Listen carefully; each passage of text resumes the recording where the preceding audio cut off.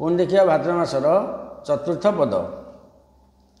बनभोजी बेश होए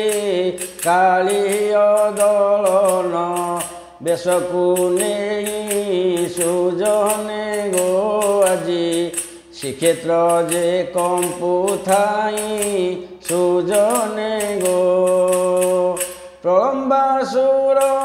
नाश बेश पुणी हुए यही जे मास सुजने गो पुणी कृष्ण बलराम बेश सुजने गो सातपुरी ताड़ बीजे प्रभुक पाखकु हुई से जे सुजने गो सात पुरी को किए न खोजे सुजने गो दाबाग्नि लीला जे होए जगांक पाखरे